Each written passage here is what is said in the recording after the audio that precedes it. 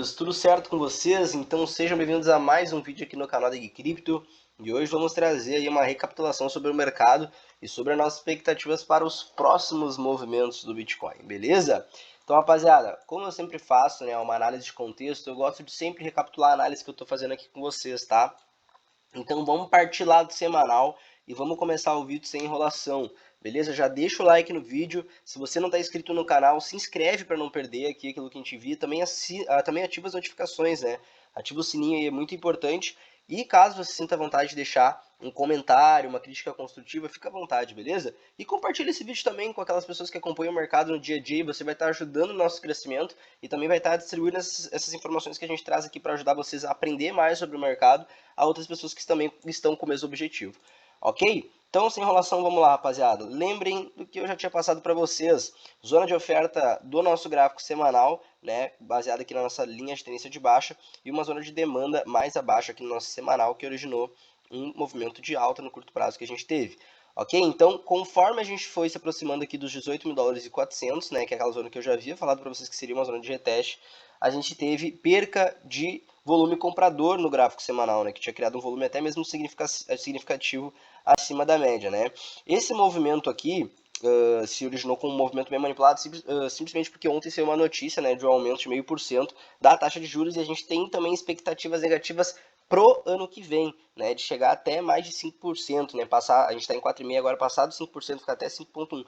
Então, isso gerou não gerou nem um pouco otimismo para o mercado, né? Na verdade, gerou um sentimento negativo para o mercado. E justamente por isso que se a gente dá um pulo aqui numa hora, a gente teve esse movimento bizarro, né, de queda do BTC no 15 minutos. Dá para ver esse movimento de uma maneira mais bizarra ainda, né?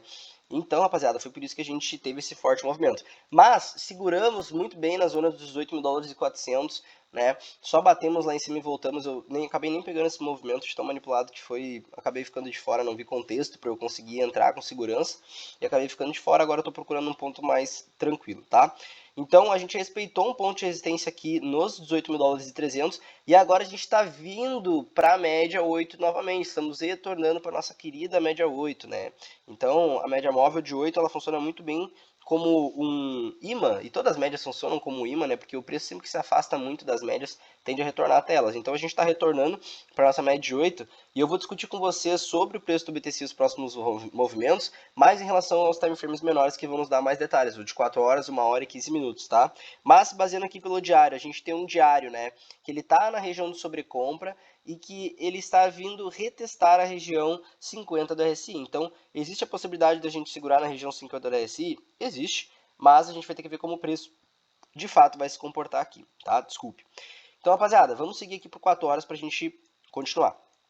Meus queridos, então, qual que é a zona de tendência aqui interessante para o preço do BTC? A gente tem essa zona de tendência aqui que foi mantida por algumas semanas, né, como um ponto-chave de demanda para o preço. Então, essa região aqui bem próxima à média de 80 períodos, a região dos 17 mil dólares e 300, que inclusive coincide com essa região de topo que a gente tinha segurado, é uma zona onde a gente concentrou, né, forte oferta e depois a gente teve um rompimento, né, identificando uma demanda nessa zona. Então aqui é um ponto-chave para o preço segurar suporte. Se não vermos o preço segurando suporte nessa zona, a gente pode puxar um volume profile aqui, vamos pegar aqui um range fixo. Vamos botar até onde o preço está.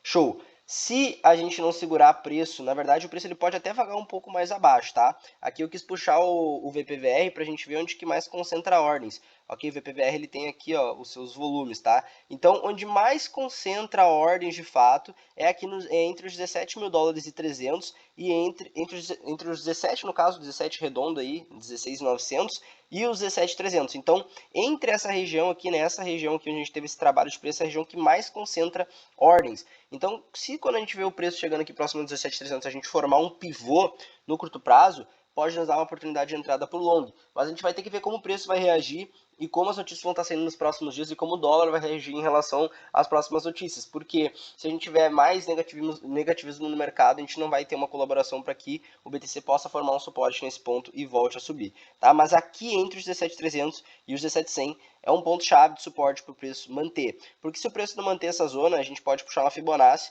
e estipular onde que a gente teria queda. Então provavelmente o preço retornaria pelo menos aí de 60% a 80% da sua volatilidade para cima, né? Então a gente veria o preço buscar aqui a zona de 61, quem sabe nos 16.600, ou até mais abaixo aqui nos 16.200. Isso se a gente não mantiver principalmente a zona dos 16 mil dólares e 900, que é onde mais concentra as ordens de fato, conforme o nosso VPVR, ok? Então é muito importante que essa zona entre os 16.900 e os 17 mil dólares e 300 seja mantida como um ponto de suporte. Até mesmo, né, porque a gente tem essa tendência definida no RSI, ok? É um ponto-chave e que se o preço romper, ele vai buscar uma sobrevenda bem forte lá embaixo, afundando na região 30, buscando, quem sabe, até abaixo da região 30, né? Então, rapaziada, é muito importante que o preço mantenha essa zona aqui de suporte. E agora a gente pode vir para o curto prazo discutir as próximas movimentações, tá? O nosso 1 hora em relação ao RSI, ele já está na sobrevenda, mas ele ainda não chegou na região 30. Ou seja, ainda há um espaço existente para que o preço caia mais abaixo. Tá? Ainda há um espaço existente para que o preço caia mais abaixo. Então é muito importante a gente observar como que o preço vai confluir hoje. Tá? A gente pode ter um retorno para cima depois de ter caído significativamente assim no curto prazo? Sim, podemos, porque o M15 já está vagando ali na região 30. Então a gente pode vir retestar as zonas acima, tá? Então vamos fazer o seguinte, rapaziada. Vamos dar uma marcada aqui nas zonas de price action que já estão nos mostrando um determinado respeito em relação às zonas anteriores. E daí a gente vai poder discutir isso com mais facilidade, ok? Então vamos pegar aqui um caixotezinho, um pincel, retângulo, tá? Rapaziada, o que acontece? A gente tem essa acumulação aqui no gráfico do BTC, tá? E a gente segurou, né, um ponto de resistência bem importante anteriormente aqui nessa zona. Então o preço ele trabalhou aqui nos 17 mil dólares e 900, buscou um fundo nos 17.600 e fez um movimento de alta buscando uma resistência lá nos 18.300. Novamente a gente retornou abaixo dos 17.900, respeitando esse ponto que anteriormente foi respeitado como uma resistência de fato, como resistência concentrando a oferta aqui, e o preço veio buscar um fundinho numa zona que antes foi respeitada como fundo anteriormente nesse movimento forte alta e nesse movimento de pivô que a gente teve aqui nos 17 mil dólares e 600. Essa zona dos 17 mil dólares e 600 formou um ponto descendente para nós, que causou um rompimento para o preço. Hoje, infelizmente, eu não consegui estar online mais cedo, né? Tive algumas questões pessoais para resolver, e o ponto legal de entrada para uma entrada curta, no curto prazo hoje, foi às 9h25 da manhã, nesse candle de M15 aqui, ó, que rompeu abaixo da média móvel de 8, daria para ter sumido uma posição com stop tranquilo de 0,40, tá? Para pegar um alvo aí pelo menos, né, de 4 a 6 vezes desse stop, né? Ele já entregou praticamente desse alvo aqui, mais ou menos 1% de movimento, e pode entregar um pouco mais de queda se o preço fazer uma troca de polaridade aqui abaixo da zona, e daí a gente vir buscar um suporte aqui nos 17.300. Mas nesse contexto a gente já está perdendo essa pequena formação de alta aqui no curto prazo, né? É muito mais nítido que a gente vai vir buscar um suporte forte de fato no 17.300, mas eu estou mostrando esse contexto, essa análise para vocês, para a gente poder mapear o preço, né? O preço ele é totalmente mapeável. Tá? Então vamos pensar agora em mapear o preço para o curto prazo e para as próximas horas, buscando os 17.300 como um último ponto-chave de suporte, tá? Porque nesse momento essa zona aqui provavelmente vai segurar o preço. Claro que eu falei para vocês que os 16.900 lá é uma segunda zona importante que a gente tem, conforme o nosso VPVR, né, onde mais concentra as ordens, mas os 17.300 é uma zona que tende a segurar o preço, ok? Até mesmo porque a gente já está numa sobrevenda muito forte do RSI. Então não é possível que o preço vai continuar caindo absurdamente abaixo disso, levando em conta o time frame de M15, sem trabalhar algo para cima, tá? Então essa zona aqui, ó, ela foi uma zona onde concentrou fortes volumes compradores, principalmente nesse candle aqui gigantesco, né, do dia 3 de dezembro, 2 dias atrás, quando a gente teve um movimento mais explosivo do BTC. Quando a gente fez esse pivôzinho aqui, no dia 3 de dezembro, às 3 horas da tarde, a gente teve respeito como ponto de fundo no dia de ontem, às 11 da noite, e hoje, na madrugada de hoje mesmo, assim, 45 da manhã, mas o preço só veio buscar uma resistência acima para romper. Então, o que tem de acontecer agora? Seria natural, depois a gente ter respeitado esse ponto como um ponto de compra, algumas vezes, a gente vê o preço vagando, né? Deixa eu só pegar um pincel. Seria natural a gente ver o preço vagar aqui para cima, a fim de formar um topo mais baixo, né? Fazer uma troca de polaridade nesse fundo e daí retomar a cair com essa tendência primária aqui, né? Então a gente pode considerar essa tendência primária como o nosso movimento de projeção, né? Ele jogaria o preço bem próximo ali aos 16.300, tá? Então isso é bem interessante. A gente tem que cuidar como que o preço vai confluir no curto prazo.